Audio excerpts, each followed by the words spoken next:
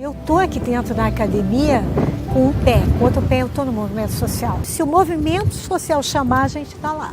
Se chamar, nós vamos estar lá. Quando não chama, nós vamos também.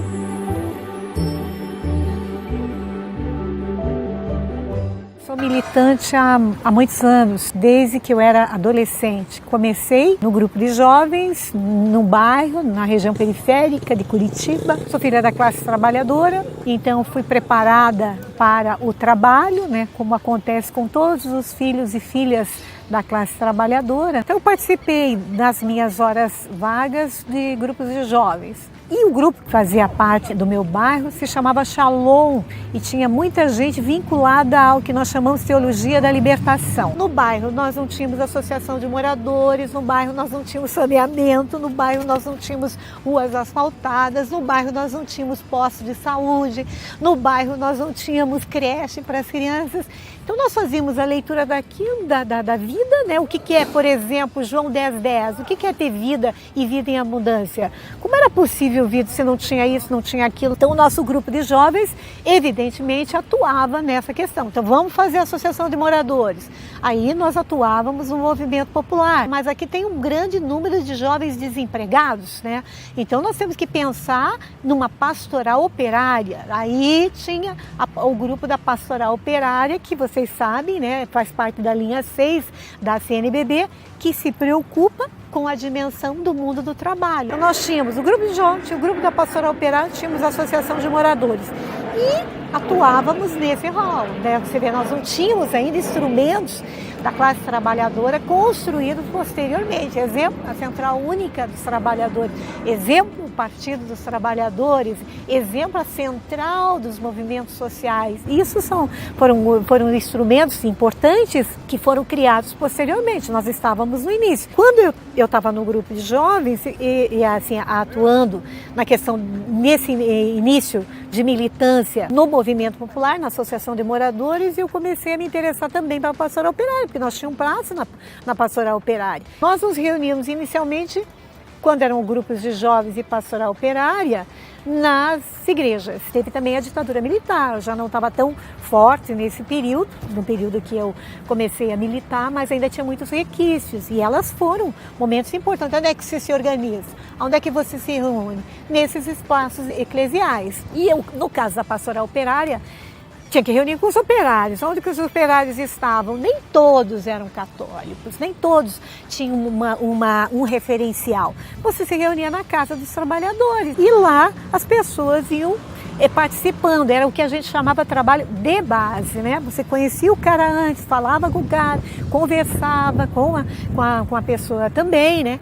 E daí você vai fazendo um laço afetivo, você fala, olha, explica o que é aquele trabalho, e desafia, ousa pedir, podemos fazer uma reunião na sua casa? Aí a pessoa, normalmente os trabalhadores são muito abertos, né? Você vai para a casa da pessoa e lá você começa a conversar e a pessoa vai participando e vai também tirando aquela reserva que tem. Eu sou contra a greve, porque não entende o que é greve. Não, sou contra isso, porque não entende, né? Então assim, a ideia era conversar. Uma coisa é fazer reunião com um grupinho, mas quando você quer reunir vários outros trabalhadores, né? De vários espaços, né? Curitiba, ou outros municípios do estado. Aí a Casa do Trabalhador veio para esse fim. Os cursos de formação sindical foram feitos lá. Então reunia para o quê? Para fazer a oposição sindical.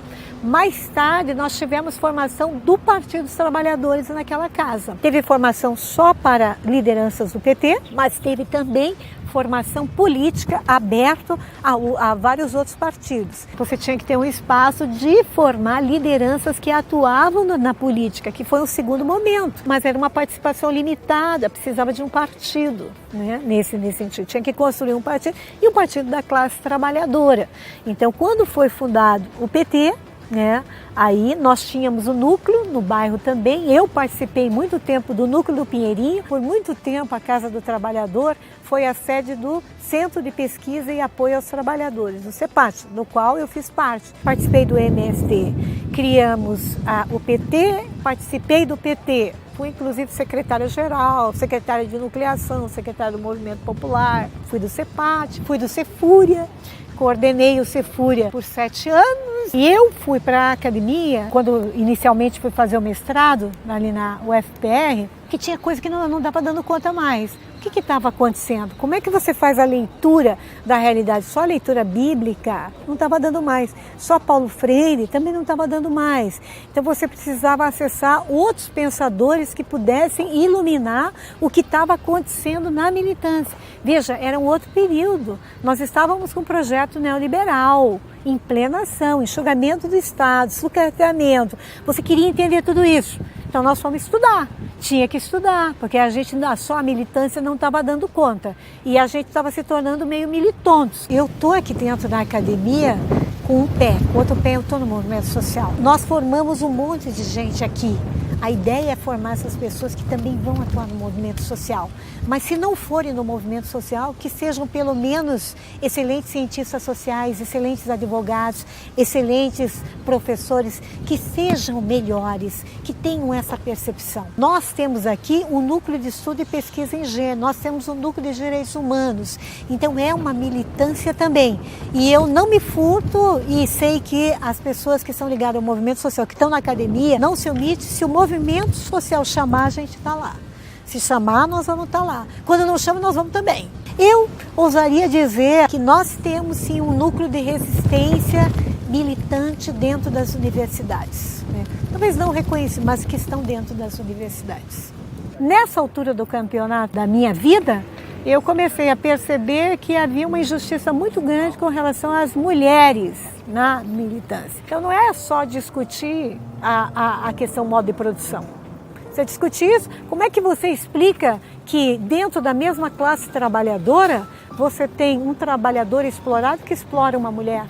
Como é que um trabalhador violentado por sistema que violenta uma mulher? Porque veja, estou num grupo de jovens, estou na igreja. A igreja é um território onde tem muita mulher participando, mas fazendo funções subalternas.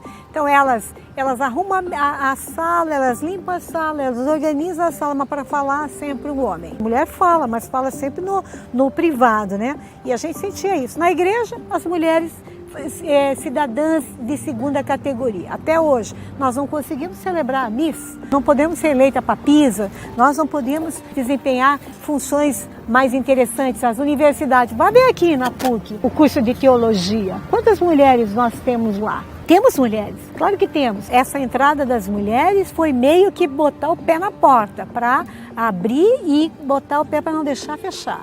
Então os cursos têm uma visão machista, né? Você tem uma aparente igualdade, mas quando você está no meio, você percebe que não é assim. Não é na igreja, não é na universidade, não é no movimento social, não é na política. Na política a mesma coisa, você tem uma leva muito grande de militantes, mulheres, porque afinal de contas no Brasil nós somos 52%, no mundo nós somos a metade. Por que a gente não muda? Por que não muda? O que está acontecendo? Aonde é que está emperrado esse negócio? Porque você não tem um jeito de viver só. Você não tem uma forma de perceber o mundo, são várias outras formas. Então tem gente que se sente bem dentro da heteronormatividade como homem, ótimo, ele não pode oprimir. Tem uma mulher que se sente bem dentro da heteronormatividade, ótimo, ela só não pode se deixar oprimir. Agora tem gente que não se sente mulher, se sente que está num corpo estranho, que é a questão da transexualidade. Tem o transhomem, tem a transmulher, devem ser respeitados. Tem que ter um espaço nessa sociedade que se expresse e que seja considerado. E acho que já tem vários avanços nessa direção. A tolerância, você respeitar o que o outro sente, o que o outro pensa, porque só ele sabe, né? Então isso é muito importante. Tem várias formas de nós estarmos nesse mundo, né? E essas várias formas devem ser respeitadas. As mulheres, elas têm direito a decidir sobre o seu corpo, isso é fundamental. Ah, mas eu sou contra, porque não sei o quê. Então é você que é contra. Então você não faria um aborto, você não faria uma outra... Mas respeite aquelas pessoas que têm uma outra história, que têm uma outra problemática, que têm uma outra situação. Você não precisa fazer, mas você tem que respeitar. Ah, mas eu não quero que ela faça. Pois é, então o debate, a luta é no outro campo. Não é impedindo, não é criminalizando, não é colocando um monte de mulher na cadeia. Então veja, nós temos outras formas, nós temos que entrar num acordo. Nos grandes eventos, todo mundo diz bom dia a todos e não diz bom dia a todas as pessoas dessa sala. Então quando a linguagem que tem uma história, a linguagem que tem uma tradição, não inclui. Aí o pessoal fala, mas o português é... Atenção, o português pode incluir e excluir. Você que decide, você que fala, você pode dizer se você quer incluir as mulheres ou quer excluir. Eu estou cansada de ver estudantes meus, professora, agora eu vou me encontrar com o meu corpinho. Como é que é? Vou me encontrar com o meu corpinho, professora. Quem é o corpinho? Professora, é minha namorada. Então, veja, há uma forma de falar que reduz uma mulher, né, uma pessoa a um corpinho. Então percebe, tem uma linguagem que é simbólica de violência, a pessoa não percebe. Fala, não, mas isso não é violência. Como que não? Nós temos que decidir que tipo de mundo nós queremos ter. É um mundo que inclui ou é um mundo que continua excludente? Se nós não questionarmos essas bonecas erotizadas, sensualizadas, né? E depois achar que a menina não pode ir no carnaval, já que nós tivemos recentemente, com uma blusinha mais provocante, ou ela não pode suspender a sua blusa, nós vamos ter sérios problemas aí. Ela pode suspender a sua blusa, sim. Por que que não? Por que que uma educação diz que o homem pode tirar a sua camisa e a menina não pode? Se nós, cada um no seu setor, na sua área específica, não questionarmos essas relações de gênero, acho que a gente vai demorar a atrasar essa sociedade melhor que nós queremos ter, né, no futuro. Para fechar um pouco aí, que acho que vocês já estão cansados de eu falar tanto, tanto.